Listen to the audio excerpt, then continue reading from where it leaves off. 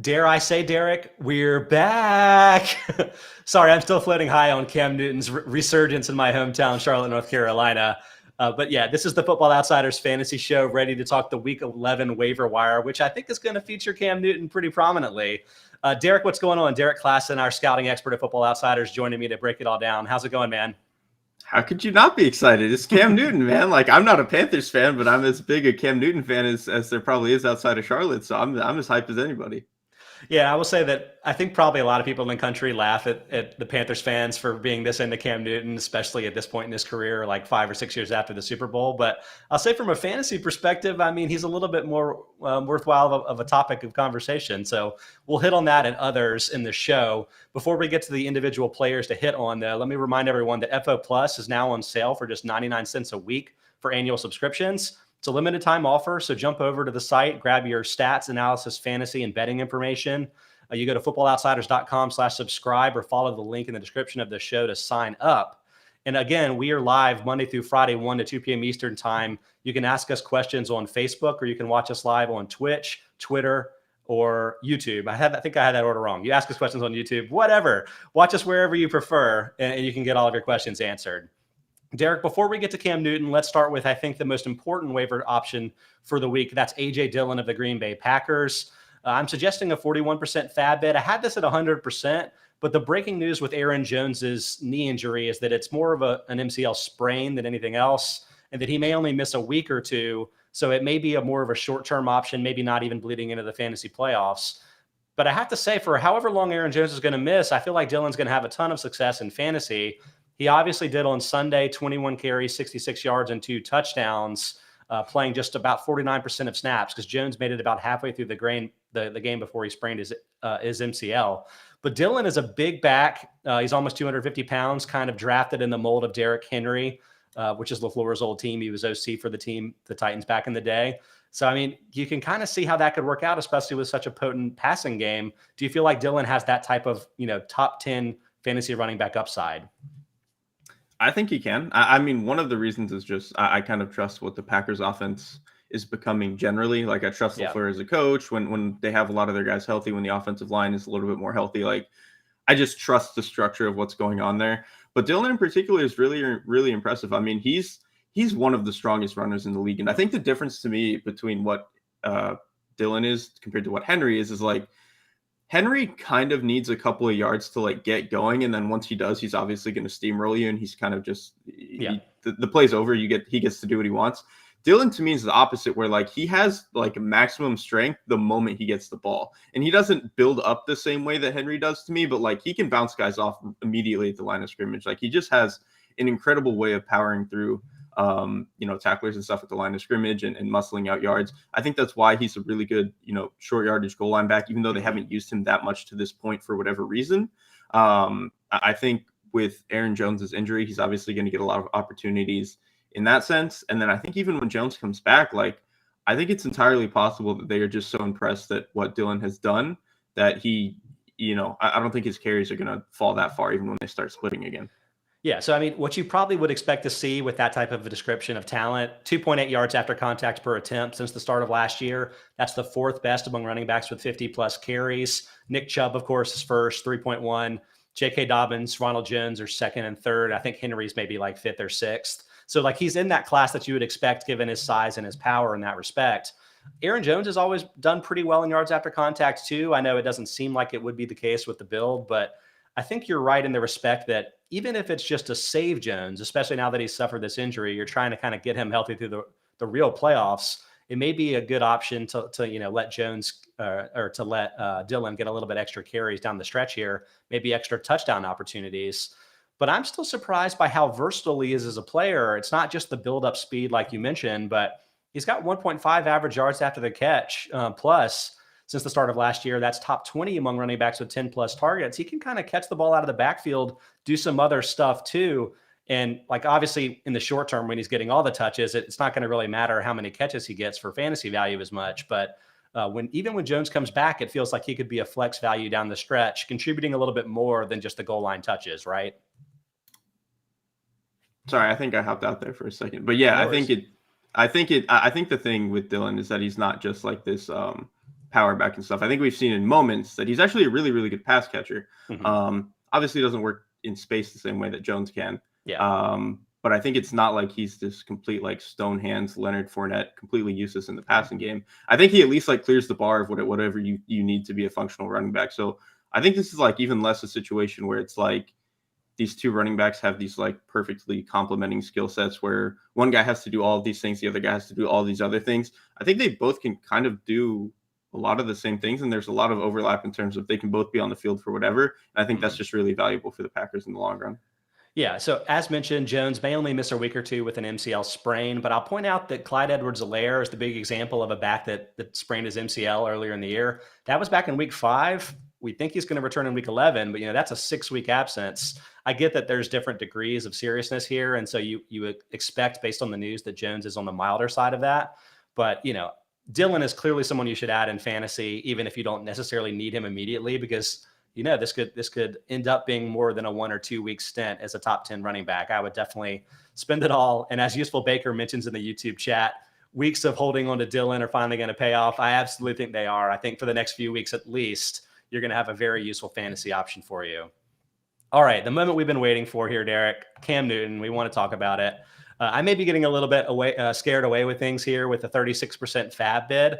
But we're kind of getting to that point in the year where so few of these guys that we're even talking about are going to have a major chance to contribute during the fantasy playoffs. I think maybe Dillon could, as mentioned with Jones, potentially getting a little bit fewer carries down the stretch. But with Newton, we've seen him at his best as a top 8 fantasy quarterback every year, except maybe 2 in the last 5. So it's like if he is healthier, I feel like he could maybe have some success. Even in the preseason when he was with the Patriots, it seemed like his throwing mechanics looked better. And we've heard all the stories about how he's had to deal with, shoulder surgeries, foot surgeries and stuff in recent seasons. I was kind of counting on the fact with the Patriots that maybe the arm was in a better physical shape than it was in previous seasons. What have you seen from Newton so far? Granted that he only threw like 3 passes last week, so it may be hard to judge, but is the optimism that I have here warranted? I think so. I mean, I'll just start with Cam before I get to the offense. Like, I think you're right that his mechanics and his health looked better in the preseason than I think it had before. And I think the reasons that Cam got cut were mostly that, at the time he was unvaccinated. And I think Bill Belichick didn't really want to deal with a quarterback not being able to potentially start games. And they trusted Mac enough that they were like, well, we're just not going to deal with this. We're just going to roll that way. But I don't think it was because he didn't think Cam was capable of being the starting quarterback. I think, like you said, he played well in the preseason. I think they even built the offense for him in the way that they got tight ends that could really function over the middle of the field. That's where Cam Newton really thrives to me. So it seemed like they had built the offense for him and things just didn't work out. But I'm still pretty hopeful on what Cam Newton can be. I think he still has enough as a runner, especially in the goal line, inside the 5. I think we obviously saw that this past Sunday. We'll see just how healthy his arm still is. But again, I think he looked better than he has at certain points, especially at the very tail end of his Panthers career and like even early on with the Patriots. So I don't know. I've always been optimistic on Cam Newton, so I'm probably going to be no matter what happens. But I think there's plenty of reason to be excited. And I think this offense is actually still pretty good. The offensive line is not very good. But one, he's used to that. I think, especially in Carolina, he got that for most of his career there. So I don't think that's going to be anything foreign to him. And then I think this pass catching group is still pretty good. I know Robbie Anderson hasn't been as good as he has been in the past, but I think part of that was just frustration with the quarterback. At least that's kind of my read on it. I think he just didn't want to play with Sam Darnold anymore. And then honestly, Understood. I think understood. I mean, Sam Darnold's been probably the worst quarterback in the league. And then I think Joe Brady has honestly been calling a good offense. Sam Darnold's just not good at a lot of the 1 to 10 yard stuff that Joe Brady is very good at manufacturing.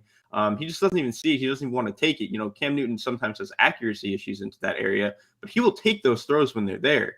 And I think he actually even got better at that at the tail end of his Panthers career. I think it was 2018 he started to do a really, really good job of taking those throws. So I think if you can get that version of Cam Newton with an offensive coordinator that is even better at getting that stuff open, I mean, he's not going to go back to MVP levels, but like this could be a pretty decent quarterback again. Yeah, I think the trap that I think people may fall into here is just assuming that since the Super Bowl season, the 2015, that's all been bad for Cam. And if you look at like total fantasy points or maybe total yards or whatever your preferred metric is, it looks bad. But again, he missed time in so many of those seasons, but he was a top 8 fantasy quarterback in fantasy points per game in 2017 and 2018, despite missing some time in those seasons. So I think when he's on the field, and maybe he won't make it through the rest of the season because of health, but like while he's healthy, I think it could really work for you in fantasy. You mentioned the sort of late career renaissance with the Panthers before the final injury. So much of that was just throwing the ball at Christian McCaffrey. And I know that like we make a fun of running backs and, the Panthers paying McCaffrey as much as they paid. But from Cam's perspective, it does give a really high completion type of target, can help him deal with the fact that the offensive line's bad. The offensive line for the Panthers, by the way, is notably worse in pass protection than run blocking. So I think that's probably a point in favor here. And also the fact that Newton runs so much zone read. It's almost a style of run game that's designed to handle having a bad offensive line. Because again, you're inviting pressure and then you're making decisions based on what the pressure is. So in a lot of ways, it just feels like Cam is a much better fit for what the Panthers have offensively than, even the better version of Darnold that we thought we were going to get the first few weeks of the season. So like, I feel like Newton's a good fit. And so my only real concern here is health, but maybe I'm a little bit too optimistic again. I am pretty close to this situation. No, I mean, I think I agree. I think so long as he's healthy, he's going to be able to produce at a decent clip. And I think like the defense is maybe not as elite as we thought they were early in the year, but like they're plenty good. And I don't think they're going to put him into too many bad situations in that sense. So like, I think they can play a lot of these like grinded out style of games. And then maybe you can hit on a couple of explosive plays, particularly to Robbie Anderson. Like, I think they have enough pieces here for this to like be pretty functional. And like you mentioned, like, yeah, the offensive line isn't the best, but if you're going to have a guy like Cam Newton who can like neutralize numbers in the run game and kind of help out in that sense, and then, if you're not blocking an edge guy, you can more easily get double teams. Like that sort of stuff is going to help. And so I think, I don't know, it's just a really good situation. And then the last thing I'll say with like the late career renaissance that he had with the Panthers, where he started throwing short more, it really was just having a guy like Christian McCaffrey. And even like Curtis Samuel and DJ Moore, they were more suited to win in that 1 to 10 yard area. Like they could in the few years before that, like, especially like the Super Bowl year, like they didn't have a guy who could win that. They didn't have a guy who could run a slant. Like Kelvin Benjamin was built like a tree, but he couldn't run those routes. He would get bullied by like Robert Alford on like a slant route. Like that shouldn't happen. But they have guys that I think are better at running those routes and getting open. So I don't know. I think it's a good situation. He's probably going to produce, and I'm excited to see it. Okay. So let's move on to some other guys here. This is kind of getting to where I'm talking about, where there's exciting names to discuss, but how many of these guys are going to add value into the fantasy playoffs? I'm talking about Rhamondre Stevenson, running back for the Patriots, suggesting an 11% FAB bid here. He was tremendous last week, 20 carries, 100 yards, 2 touchdowns. He's a big back. I mean, not quite A.J. Dillon size, but notably bigger, I would say, than Damian Harris. So you would assume that he is a player that could score touchdowns if given the opportunities near the goal line. That would all make sense. But his big boost in playing time here came because Harris was dealing with a concussion. Both of them actually suffered concussions in week 10 against the Panthers, coincidentally. But I guess Stevenson has cleared protocols and had fewer symptoms lingering. So Stevenson was able to make it back and have this big game. But if Harris is able to come back in week 11, and given that I feel like most players that suffer a concussion can come back after a week absence or sooner, is anything going to change with what this was before, which was, maybe not quite a bell cow situation with Harris, but Harris was clearly the lead runner and Stevenson wasn't even really in the flex range in your typical shallower formats? Honestly, I think now with the way that New England is figuring out its offensive identity and just getting better at it, like they've really found a way to just run the ball, play action over the middle. And then Mac Jones is obviously going to keep you on schedule with a lot of his short passes and stuff. Yeah. But I think with the way that they've gotten healthy up front, they've been able to really, really lean into what they want to do on the ground. And I think as the year has gone on, they've become a little bit more comfortable giving some of those carries to Stevenson, because I think Harris is also a really tough runner and his vision is fantastic. That's probably his best trait. And he's maybe a little bit more explosive than Stevenson, but the ethos of this entire Patriots team right now is they want to punch you in the face harder than you can punch them. Like, that's just what they do. Their offensive line is mean. Their linebackers are just disgusting freak people. Like, they just want to hit you. And Stevenson, I think, really embodies that on offense. Like, he is one of the meanest runners in the league, man. And I think if that's going to want to continue to be their ethos, especially when you run into these teams like the Browns, who are kind of built as more of like a speed finesse, try to be explosive kind of defense. if you can just punch them in the mouth over and over again, that's what this Patriots team wants. And so I think neither of these guys are probably going to continue to be bell cows, but I don't know. I think it's entirely possible we get a world where both of these guys continue to get 10 plus carries a game. I'm glad you brought up the Patriots offensive line and just their general, attitude toward attacking teams, because, the stat that I pulled for Stevenson is that he has a 60% rushing success rate this season. That's tied for the best among running backs with 50 plus carries. And most of the guys that are high on that list, are in very favorable situations from a passing, like Clyde Edwards-Helaire, for instance, is up there too. And it's is it him or is it Patrick Mahomes changing how defenses play this team? Right. Mm-hmm. But with Stevenson, it's interesting because while that's dramatically better than Harris, I almost feel like his workload is skewed more recently when the Patriots offensive line has really gotten healthy. Mm-hmm. So is that 60% rushing success rate, is that about Stevenson, or is it about the fact that Shaq Mason's really good? Is it Trent Brown that just came back, the guy that's 6'10", he's a monster human being, and he's just bullying people at the line.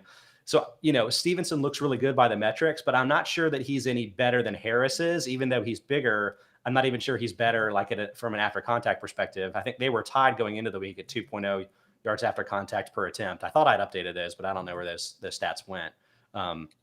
So I don't know. I feel like if you're right that maybe this team can run 35 carries a game, then maybe both of these guys can have fantasy value, but it might be a situation where you want to pick and choose the matchups, and hopefully against your Jets of the world, maybe that can happen and you can play the game script off. But when they're facing a team like the Bills, that may not be a great week to start Stevenson, right?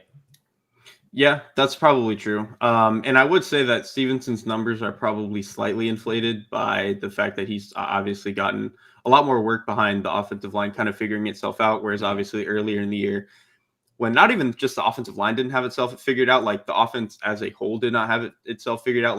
Mac Jones was completely incapable of pushing the ball down the field early, and now he's not, Brett Favre or anything, but he's at least doing it enough to where defenses do have to think about that a little bit more. And then you combine that with the offensive line getting healthier, really gelling. It's been the perfect situation for Stevenson lately. I do think that when Harris comes back, he's going to be able to produce at a pretty high clip. So I don't know. I think overall, I'm just really excited about how good this running game is. I mean, to me, it might be the best in the league because they might not have the best efficiency numbers. Mm-hmm. But to me, running the ball is being able to do it when you want to do it and how often you want to do it. And I don't think anybody can do that like the Patriots, except for maybe the Browns. I think they're that good. It's almost it's a quirky thing because this is an old Panthers thing too, where it's mm-hmm.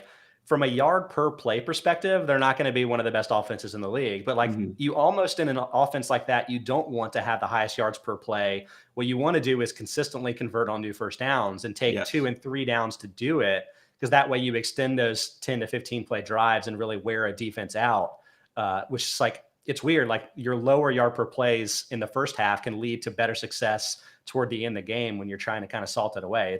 It's a bit counterintuitive and maybe flies a little bit in the face of what Football Outsiders believes, but I think it's interesting. I'll say too, kind of with your talk about the improving health of the team.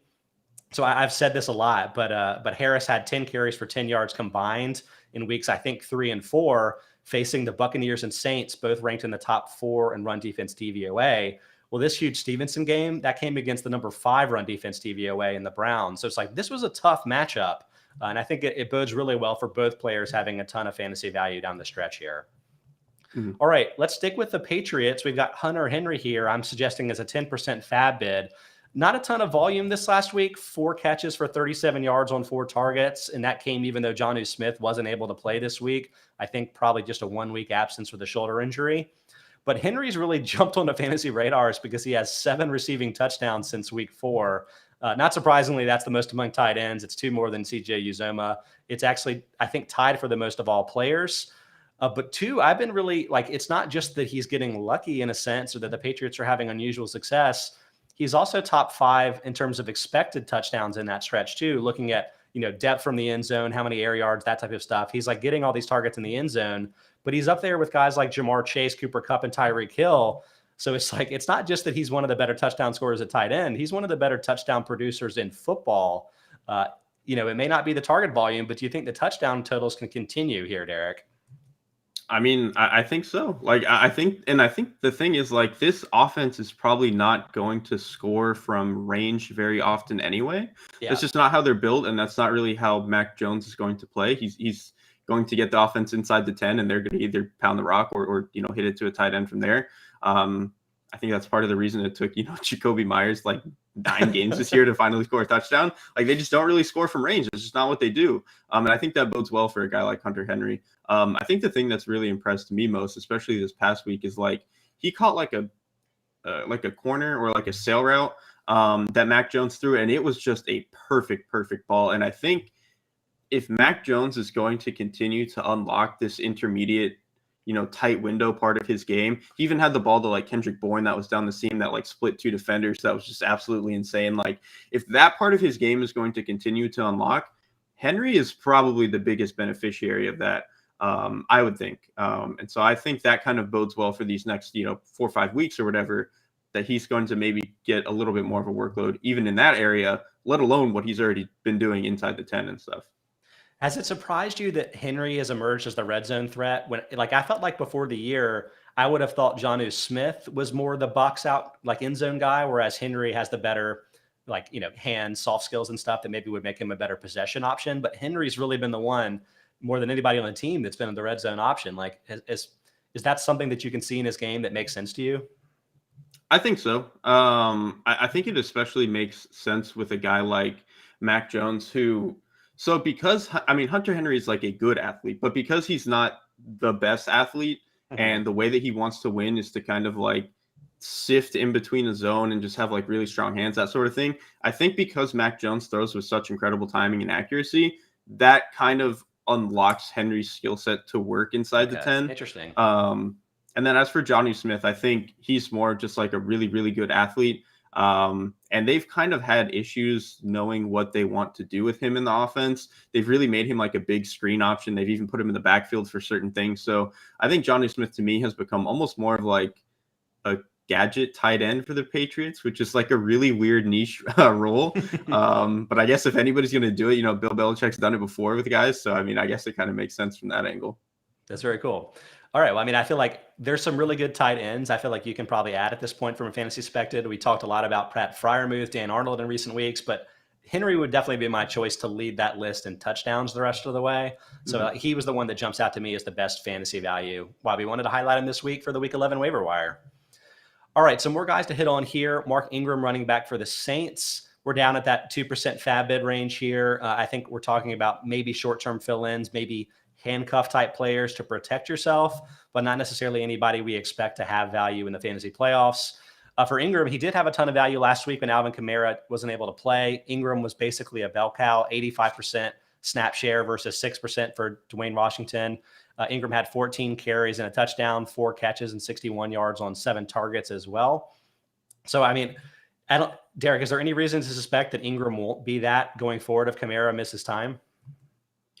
If Kamara continues to miss time, I think this is entirely still on the table that they're going to want to do this. One, he's obviously very familiar with what they have going on there. He was there for the longest time, and Sean Payton was the coach the entire way, so I think that helps. But he was kind of playing okay in Houston. Truthfully, it's just that offensive line was one of the worst in the league. It wasn't really giving him a whole lot to work with, but he was consistently grinding out a couple of extra yards that weren't necessarily there. And I think, even though the Saints offensive line is kind of banged up and not as good as it has been in the past, I think that's still something that he's capable of. And he's obviously still capable enough in the passing game that he gives you value there. Obviously really good inside the red zone too. I think, he's got that tough, tight area vision that is really good for him. And I think even when Kamara comes back, there's still a possibility that he has value in the sense that Seth Galina, he's obviously a big Saints guy. He's talked about this a lot. When Kamara was the only back this year, they could run a lot of outside zone. That's really what Kamara is good at. But it was kind of harder for them to do the up the middle stuff, inside zone duo, if they want to do power or counter. That's not where Kamara is as good at. He can still do it, obviously, but that's not his thing. Whereas now you have a guy like Ingram, who is a little bit better, in between the tackles, just mash it. If we're running through the A gap, he's going through the A gap, that type of thing. I think he kind of has value that they can get back to this, not a full 2 running back system, but you can actually mix your runs up because Ingram gives you something a little bit different. When they have both Ingram and Kamara, do they ever use Kamara as like strictly a wide receiver running routes? Because, they've had so many wide receiver injuries. They don't have Michael Thomas. I thought they were probably going to get Odell Beckham. Didn't happen. So it's like at this point, Kamara seems like their best wide receiver. Do they ever run them together in that sense? I don't remember how much of it they used to do. I'm sure they did. But they should. To your point, like they just don't have guys at receiver right now. And Kamara is probably one of the top 3 or 4 guys that you can split out as a wide receiver from the running back position. So, if they can get both of these guys healthy, that's probably, I don't know if you want to do it 30 snaps a game, but I think that's definitely something that should be in their game plan. Because, you want to get the ball to Kamara and they just don't have receivers right now. So it's kind of weird how similar this situation is to the Packers because, both lead backs have knee sprains right now. Kamara, we haven't really gotten as many details about the absence. It kind of snuck up on me last week that he wasn't able to play. But again, with the sprain, as mentioned with Clyde Edwards-Helaire, sometimes those can linger for a month or more. So you wonder whether Ingram might end up starting another game or two. But Derrik, once these lead backs come back, are Dillon and Ingram kind of in a similar fantasy situation, or do you think that one of them has an advantage from a fantasy perspective over the other? I think Dillon has the advantage. One, because obviously just the offensive situation as a whole is a lot better. So that's probably just more conducive to explosive plays, more red zone opportunities, that sort of thing. I also think Dillon is just like flatly the better player than Ingram at this point. I still think Ingram is fine and you can get him, 7-8 carries a game on certain stuff. But Dillon could be a legitimate number 1 running back. It's just that the Packers also have another one. Whereas I don't think Ingram is quite that at this stage in his career. And then obviously the Saints offensive line is not as good. So Ingram is probably not as strong of a play after the fact, but I think Dillon is probably still like a maybe flex option in a deeper league, even when they get Aaron Jones back. Okay, nice. And my FAB recommendations did kind of sync with that, but also so much of that was about the fact that Dillon, at least for 1 or 2 weeks, is going to probably be a top 10 option at the position. Mm-hmm. We got a great question here from Justin Nono, but we're going to hold that to the end of the show when we do a little bit more trade discussion. So keep bringing in any kind of fantasy questions, trades, or otherwise. We'll get to them there at that point. But Derrik, let's keep going with a few more waiver wire options for week 11. Your guy, Justin Fields, didn't play last week because the Bears were on bye, but I thought it looked like he was trending positively before that. He obviously submarined his passing DVOA for the season with that negative 119 spot, his first start with 9 sacks and about as many yards. But things have been going better from a passing perspective. He's gone over average in DVOA in 2 of his last 4 starts. Plus, the rushing numbers are really up, which is important for fantasy. But what have you seen from Fields' development as a passer? And could the bye week maybe even send that a little bit higher? I think it absolutely could. Because, the thing to me with Justin Fields, and he's not the only guy like this. I think Mac Jones has also done this throughout the year. But, you can see week after week that he is trying to level up his game. And obviously there's going to be growing pains and it's not going to be perfect because he's only played 6 games or whatever. But you can see that he's, trying to get 1 to 2 to 3 and making sure that he's on time. And sometimes it looks clunky and the ball doesn't get to the right spot because he's not fully comfortable doing that. And he didn't get snaps with the ones, coming into the season. But you can just see that he's trying to throw with incredible anticipation. He's throwing a lot of the time before these guys are breaking on their routes, which I think is really impressive. And he obviously has the arm strength to really maximize that style of play. He's getting a little bit more comfortable down the field, willing to let it rip. That's always something that I think was going to come. That's just the way that he plays the game. But I think he's been finding his groove a little bit there. And then, like you mentioned, I think he's been now a little bit more willing to lean on his legs. Because I think especially through his first few starts, he was really, really adamant on I need to learn how to be comfortable from the pocket in the NFL. And that obviously led to a lot of growing pains, a lot of lessons he had to deal with.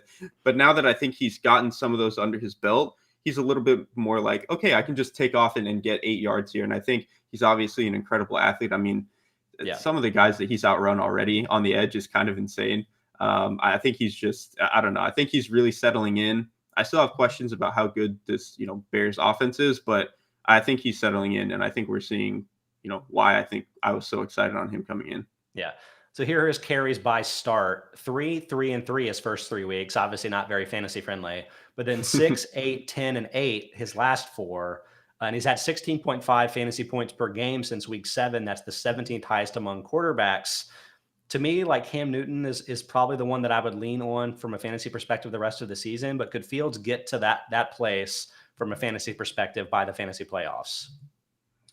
I think it's possible because to me, like the biggest issue that I've seen with the Bears offense the past couple of weeks, I think it was San Francisco game and obviously the Steelers game is because Fields consistently tries to throw, at or before the break and is really anticipating where these guys are going to be. Well, he didn't come into the season throwing to a lot of these guys. And so I think sometimes the timing is a little bit off and he's not entirely sure where his receiver wants to be. His receiver's not entirely sure where Fields wants to put the ball. But I think the longer they play together and the longer this thing kind of comes together, I think the chemistry is going to get better. And I think that's going to fix some of the problems that this Bears offense has had to this point. So I'm kind of, excited that this can get a little bit better as the year goes on. And then again, you're just kind of hoping that he keeps the rushing production up, which I think he probably can, because honestly, not a lot of this stuff is like designed. He's just willing to take off when he needs to. And I think he's pretty smart about knowing when to do it. Absolutely. All right, a couple more running backs to hit on to close up the waiver portion of the show today. Let's hit on D'Onta Foreman, running back for the Tennessee Titans. I'm at a 1% FAB bid at this point here. Derrik, the last couple of weeks, I've been pitching Adrian Peterson as the player to add for the Titans, never expecting him to be Derrick Henry. But I think I kind of, fell into a trap a bit of thinking that Peterson is the most similar body type to Henry. And so I imagine the Titans would try to keep doing what they were doing in that respect. But Henry has played the same 33% snap share both of his weeks, while Foreman has increased from 21% in week 9 to 35% this last week. He's had more carries than Peterson, and from my perspective, has looked a little bit better from Peterson. What are your thoughts here? Is Foreman going to maybe distinguish himself and kind of fight for these extra early down carries over Peterson the rest of the way? I think it's possible because, to your point, I think these past couple of weeks he has looked better. I think the difference to me is like you can kind of see with Peterson right now. I think he's not yet readjusted to the speed of the NFL and how quickly some of these holes are going to close up. And so maybe the way that they're, delineating all these snaps and stuff just is partly they're trying to ease Peterson in rather than just like giving him 100 carries in a game or whatever. So this could be that could be the problem here, but I don't know. I think Foreman has looked pretty decent running the ball. He's obviously a really tough runner. I don't think he's particularly explosive, but I think at this stage in his career, neither is Peterson, and neither is McNichols to me. So I don't think that's an issue. And then I think he's probably slightly more comfortable as a pass catcher than Peterson, which, dear God, that's a low bar, but it does count for something if you're trying to figure out who is going to get, touches in this offense. So I think it's kind of a tricky backfield to work with, but it at just 1%, if you have the roster spot, I think it's not the worst thing that you could try. I mean, given that all three were between 25 and 40% snap shares this last week, if that keeps up, none of these guys are going to have fantasy value. I think we know that. So like this pick is all about trying to handicap which of these players has a chance to become a flex value down the stretch. So maybe the question is like, if you actually had Peterson on your roster, would you pull the trigger and drop him for Foreman? Or do you think Peterson still, again, given his age, given that he wasn't playing the first 8 weeks of the season, maybe he needs more ramp up? Like which one of the two would you roster with the expectation that maybe he has a chance to help in the fantasy playoffs? I think especially if you already have Peterson, you might as well kind of write it out. Because, my hesitation here with Foreman is that maybe the issue with Peterson is just it's going to take him a few weeks to reacclimate. I mean, that it's hard to not play in the NFL and then come back and just suddenly play in the NFL. I think especially at a position where things move so fast in front of you, like running back.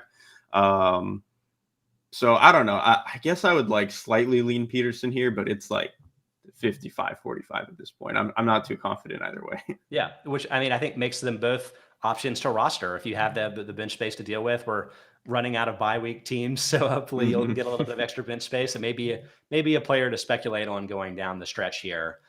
Derrik, one more running back to hit. This was more of a late addition. I didn't even realize that Cordarrelle Patterson had suffered an injury on Sunday until late last night, but apparently he did sprain his ankle. And while we don't totally know the severity of this, I think it's pretty clear he's going to miss week 11 because the Falcons have a quick turnaround to play on Thursday Night Football. Not the best of matchups here playing the Patriots, but still, that's going to open the opportunity for at least one Falcon running back to have more work. And while Mike Davis started the year as the number one back, on Sunday, he didn't really look like he was that guy. Gallman had 15 carries versus 4 for Davis. Maybe that was game script. The Falcons obviously were down big early and were trailing by multiple scores most of the way, but Do you think it's possible Gallman is going to end up being the lead back for the team for however long it is that Patterson ends up missing? Yeah, to me, it's tricky because I don't think anybody else on the roster from the running back position can replace what Patterson has done in the Yeah. passing game.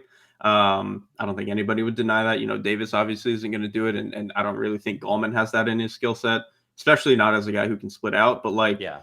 I think it's possible Gallman continues to get more carries, and honestly, it's not because I think Gallman is that great. I think it's kind of like you mentioned, like Mike Davis has been horrible this year.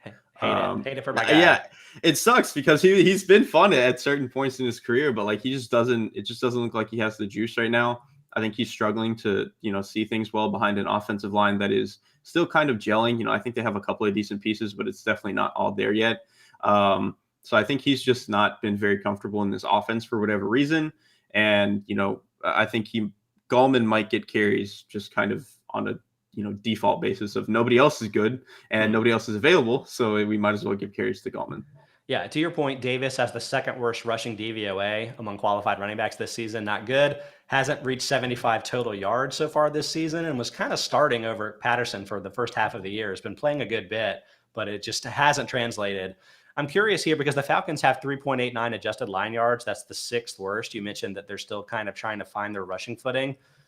Is Davis more like a Derrick Henry, as you characterized it, whereas he needs the buildup to get to top speed to then start punishing guys after contact? Is this maybe a bad fit where if he's getting hit in the backfield, he doesn't really have any way to deal with it? And could Gallman be better from that perspective, even if you wouldn't necessarily say he has a great overall skill set?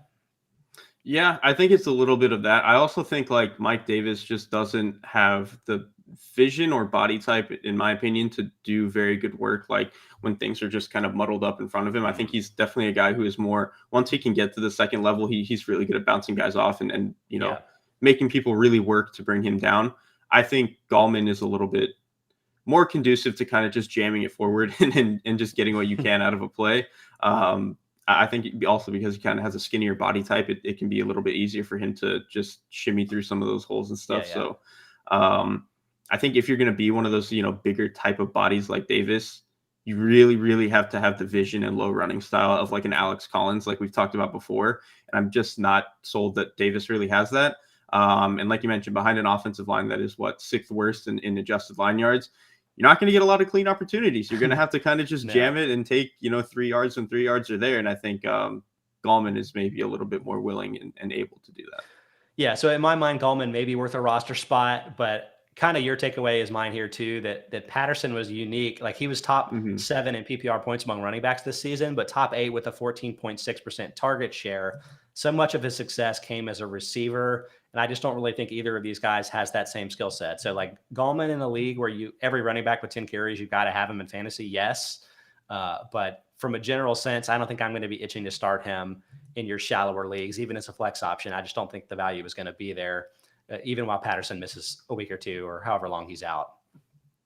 All right, that covers the waiver guys, Derek, but kind of like we've done in previous weeks, as we're kind of getting late in the year, you're running out of waiver guys to really consider. Let's do some more rookie discussion here. Today, we've already done quarterbacks and wide receivers. Today, let's hit on some running backs. And to me, there's a handful of guys here to talk about. I'm just going to go in order of where they were drafted originally. So start with Najee Harris of the Steelers. I would say that this has kind of been what we expected for him so far this season. The efficiency hasn't been very good. 3.7 yards per carry, obviously well below the NFL average. 45.5% rushing success rate is 12th lowest among running backs with 50-plus carries. But the Steelers are the third worst run blocking team by adjusted line yards. This is just a situation where it's a really bad spot. Have you been impressed by what he's been able to make of what are pretty difficult opportunities? I think so. I think he's really good. And I think part of the reason that I've even been impressed by it is it's not his efficiency numbers are not great, but I think part of that too is just the volume that they give him. It's they really force him to run into a lot of tough boxes all the time. Because obviously teams don't have to worry as much about the explosive passing game because Ben Roethlisberger is not very good and he's not going to be able to test down the field as much. So I think teams have been more willing to kind of just key the run and kind of work against the Steelers offensive line that is not particularly great. I think their rookie center has been impressive to me, but the rest of that line is not very good right now. And I think that's been a little bit of an issue. I think in recent weeks, they've gotten a little bit better about knowing what they want to be as a running offense, getting into more 12 personnel, 21 personnel, and really having a more, under center kind of punch you style of run game. And I think it's had a little bit of mixed success, but they've had some success, whereas earlier in the year, they just didn't really have anything. So I think if they can continue to lean on that, we might see Harris's numbers bump up a little bit. But I just think his vision is incredible. I think the way that he can navigate the second level is really impressive for a guy his size. He's not much of a home run hitter, but I think he really just does pretty much everything else that you can want from a running back. He's also second among running backs with 44 catches on the season. And I know we talked about this in the preseason from a scouting perspective. He actually does have good hands. He's a talented pass catcher, even if he's not the home run hitter the way that we thought Travis Etienne might be this season. But he's also above average with a 0.071 yards after the catch plus per catch. Kind of a mouthful there. But it's it feels like the Steelers are just checking down to him constantly because they're always in trouble and they don't have other good options. But he's actually kind of making that work. It's not just here, catch the ball like Myles Gaskin style because there's nothing else to go on here with the offense. He's a good receiver, right? This could continue.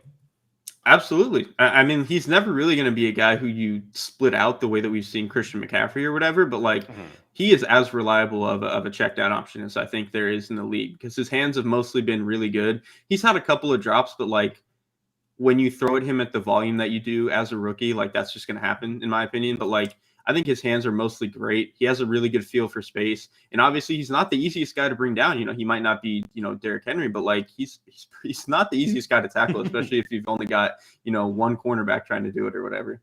Yeah. All right. Next up, Javonte Williams of the Denver Broncos. From a workload perspective, he's been mired in pretty close to a 50-50 workload split with Melvin Gordon all season. 103 versus 118 carries for Gordon, 29 versus 28 targets for Gordon there. So it's almost exactly 50-50. But I've really liked what I've seen from Williams from a talent perspective. What are your thoughts there, Derek? Williams is like the opposite of Najee Harris, where I don't think his game is complete at all. But I think he's kind of so athletic and good that it hasn't really mattered. Part of that is I think the Denver run blocking their run blocking is actually really good. Their pass blocking that's a different discussion. Sure. But they've been able to run block really, really well. And I think they've built their offensive line for that. And so while Williams to me has a lot of instances where he could get 6 yards here and then he runs into a guard and gets 2. He has a lot of those plays. He also has a lot of plays where a normal running back might get 5 here and he just decides, screw it, I'm going to bounce it. And he gets 12. I mean, that's just kind of the hit or miss kind of runner he is, but I think he's such a good athlete. His acceleration is really impressive. He's kind of a bigger guy, but he's still really explosive. I don't know. He has all the physical things that you can want from a running back. You just hope that over the next couple of years, he gets his, timing and vision down a little bit more so he can get a little bit of that, steak with the sizzle. You know what I mean? Absolutely. And the standout metric for me here is that he's got a 15.5% avoided tackle rate by Sport Radar charting. That's the second highest among running backs with 50 plus carries. And it's he, Miles Sanders, Zach Moss, and Chris Carson are way above the rest of the field in that respect. So it's that's something that I think is really encouraging from the long term. He also has 2.23 yards after contact per attempt. That's sixth best. But, Gordon is above average in those two metrics as well. And I don't know, to me, I was kind of going into the year thinking that the Broncos were going to do what the Ravens did with J.K. Dobbins last year, the Rams did with Cam Akers last year, kind of give him the car keys in December. But now that the Broncos are fading from playoff contention, do they have any incentive to do that? Maybe they should just keep the 50-50 split, let Gordon walk in free agency, and is 2022 really the year that Williams has a chance to be an impact fantasy player? I would say 2022. And I think part of that is honestly, Gordon is just, to me, playing some of the best ball that he ever has in his career. Yeah. I mean, he's just playing fantastic. I haven't even been the biggest Gordon fan over his career, but I think he's just seeing it incredibly well right now. He's a lot more consistent than I think Williams is. And I think that's why they split these carries the way they do. It's a little bit the same way that it's why Zeke continues to get more carries than Pollard. I think, Gordon is just a lot more consistent, especially in pass pro. I think Gordon has been fantastic this year. So he kind of just brings that floor to the offense from the position that Williams just doesn't have right now. But I think to your point, you let Gordon walk after this year. You hope that another offseason of having Williams in the building and getting some, more experience under him can kind of get him a little bit better at some of the stuff that raises the floor, because we obviously know his ceiling it seems about as promising as anyone in the league. Absolutely. Sticking with the North Carolina alum team, shout out to my alma mater here. Let's jump to Michael Carter of the Jets. He was actually a 4th-round selection originally in the NFL draft, but has gotten a little bit more run than some of the other guys drafted in his range. His snap shares by week, it's really trended up overall, 25% in week 1, then 45, 43, 51, 52%, 72%, and 70% a few weeks ago. And I thought, like, the breakout is here, but then it's tailed off a little bit to 58 and 52% the last 2 weeks. Like, I don't know if that's just been about the Jets falling behind, if it's been about Tevin Gallman returning from injury. I don't know. But, like, what's your read on what Carter's been able to do this year? Is he kind of becoming a lead back, or are there maybe limitations size-wise or skills-wise that maybe makes him more of a committee guy right now? I think they do want to be him a little bit more of a committee guy, because, he is kind of built like Alvin Kamara. And I think he has a lot of the same skill sets. His vision is pretty good. He has a lot more balance for a guy his size. I think the difference to me is that Kamara is more explosive, and he can kind of generate those really big plays. Whereas I think that's not really something that Carter has shown to this point in his NFL career. But I think Carter does, he fills in a lot of holes for the offense. To me, I think that the thing that the Jets have just wanted to see is that they just I don't think they want to give him too much of a workload, because I think if you're going to be kind of that smaller back, even though he's like thick for his size, you have to be like literally the best in the position at that size, which obviously Kamara is. Carter is not that. So I think they're a little bit more willing to just kind of committee it out. Obviously, I don't think the guys that they have are good enough to warrant that. I think Carter is pretty clearly their best back right now, but maybe the idea is that, next year or the next 2 years, they get a guy who is a better complement for him. And I think that can really help unlock the offense. Yeah. It's kind of eerie how similar Carter and Kamara have been, maybe not from an overall fantasy perspective, but some of the similarities, like Carter, 31 catches this year versus 32 for Kamara. Carter has 2.55 yards after the catch plus per catch. That's 10th highest among running backs, by the way. Kamara's at 2.76. That's a stat that's not usually very fluky for running backs either. So it's like they're up there with McCaffrey, Kamara. I think Carter is kind of in that mix as a receiver. He's 201 pounds, sounds small, but is only 5'8". So by BMI, he's about the same as Kamara, 30.6 versus 30.8 there. And also I think he was probably underdrafted because he was more of a complimentary college back next to a player that ended up becoming an NFL pro in Javonte Williams, who we were just singing his praises. So I think there are a lot of signs pointing up with Carter here. And I think his fantasy stock should be much higher than his original draft status. I would agree with that. And I think especially if the Jets figure out their offensive line next year. Yeah. Hopefully Mekhi Becton. I think he may be coming back in a couple more weeks. We can hope. Hopefully that'll help too. Mm-hmm. Next up, a player taken after Carter and Elijah Mitchell, but also Trey Sermon selected ahead of him. Let's talk about these two guys together. Given their original draft stock, I think it's pretty surprising to see that Mitchell has been the player that's played a lot more, been the lead back for the 49ers this season. But there's some reasons why I'm not as surprised, mainly that Mitchell ran a 4.33 40 time in college. Sermon was a bigger back and ran a 4.57 time there. Like, Shanahan has always seemed to have an affinity, I guess, for the really speedy backs. Really works maybe with his outside zone running scheme. Like, is it a situation where Mitchell is actually the better fit for this specific offense, even if he's not necessarily like the more complete player or better skilled player overall? I would say yes and no. I think the reason that he is that, to your point, Shanahan has done a really good job with these speedy type of backs. I mean, he obviously did it with Tevin Coleman back in Atlanta. I mean, I think that was the biggest example. And I think what you'll see that they do a lot of the times is, I don't think they trust Mitchell to read blocks particularly well. So what they'll do on a lot of their outside zones is they'll just pitch it and kind of force him to hit the perimeter like that. Yeah. They don't give him time to have the ball immediately and see all this stuff. They kind of pitch it and say, you're going to go outside and we're going to hope that you win with your speed. Part of that, I think, is on him. I think because he's not particularly great with seeing things, but I also think their offensive line is not very great right now. I think they've looked a little bit better recently, but I'm not sure they're as strong running between the tackles and blocking between the tackles as they want to. If you're not as good as that as you want to be, it kind of makes it tough to warrant giving carries to your guy who is better at that in Trey Sermon, obviously. So that's interesting because I'm curious about how this is going to, unfold over the longer term. Mitchell has 2.68 yards before contact per attempt. That's 19th highest among regular backs, but a 22% stuffed rate, like getting stopped for negative or 0 yards. And that's like the hallmark of like a Philip Lindsay type of speed back where it's like you either hit a home run or it might not work out. So like I'm wondering if the offensive line improves, like maybe it becomes less of an issue, but do you think it's a situation where you like Sermon may end up having more work in future seasons when it's a little bit more balanced because he's going to be able to keep ahead of the sticks, whereas maybe Mitchell is again more the home run hitter but could lead to some more negative plays? I think so. I think if the offensive line gets a little bit better, Kyle Shanahan is going to want to play this style of football that is a little bit better of just staying ahead of the sticks. I mean, we saw it just last night. Like that's what they want to be. Can they be that consistently? They haven't really shown that this year, but I think at their best that's kind of what they want to be. And I think if that's what Kyle feels the offense, fully is heading into the new season, I think it's entirely possible Sermon gets a little bit more run in that sense. Yeah. All right, 2 more rookie backs to hit, and then we'll hit up all these questions that we're getting on YouTube about trade ideas, etc.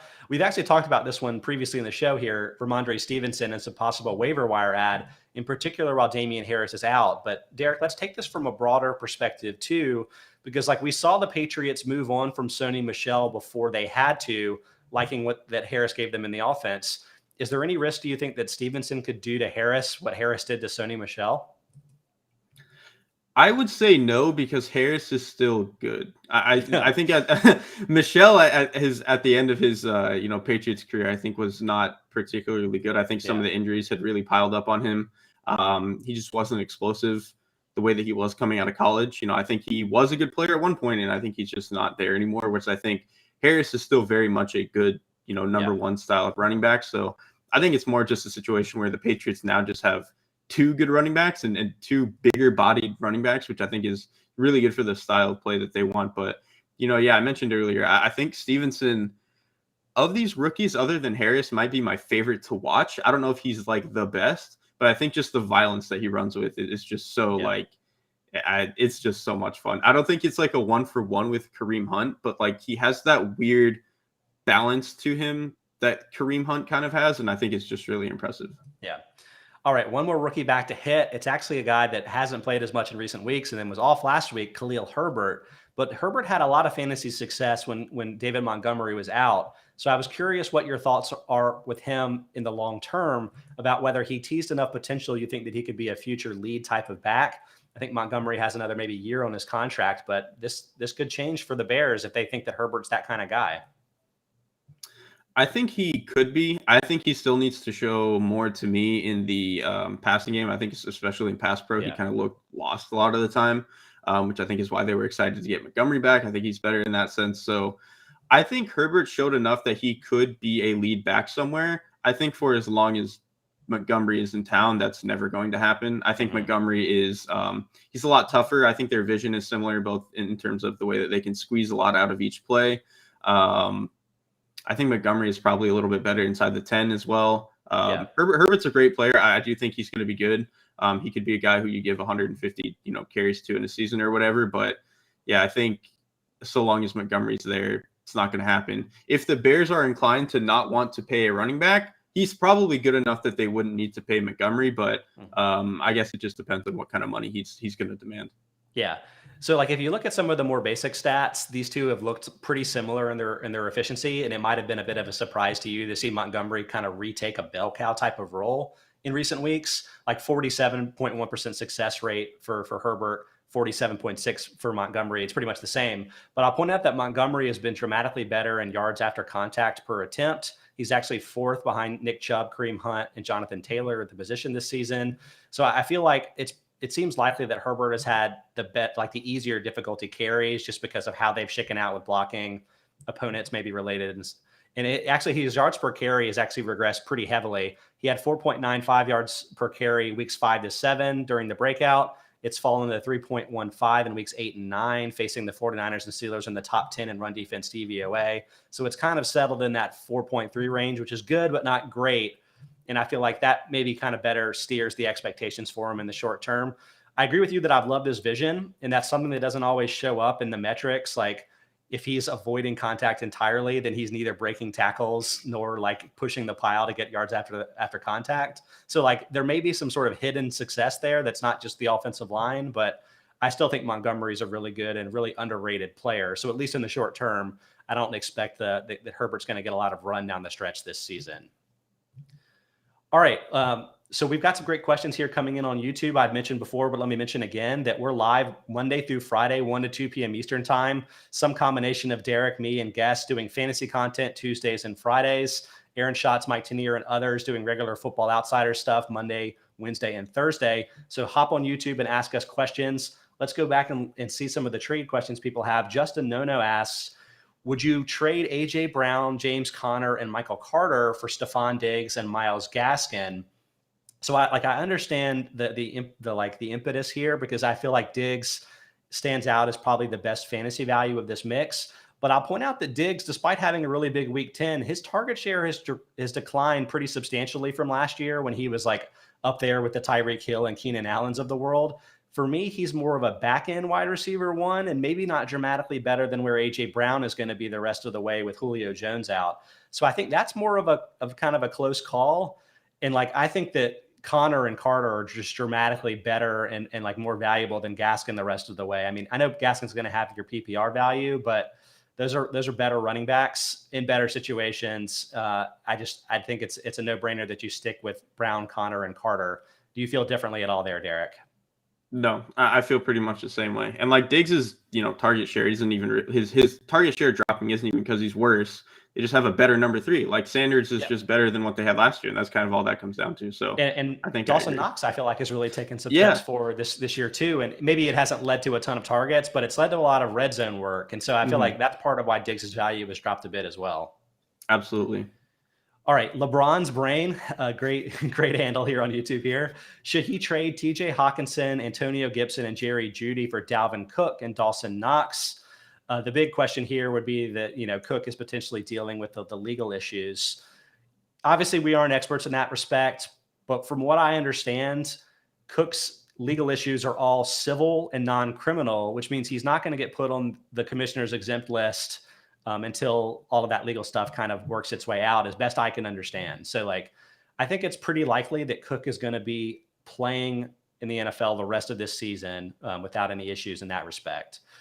So in that sense, yes, I probably would do this deal. Cook is dramatically better than everyone else in the trade. I do think Hawkinson is a lot more valuable than Knox, even though they've been more similar in point scoring this year. Knox has been a bit of an overachiever from a touchdown perspective, but Cook is just so good that I think it makes sense. Do you feel the same way, Derrik? Or maybe should he also try to figure out a way to get Alexander Mattison as a way to protect himself?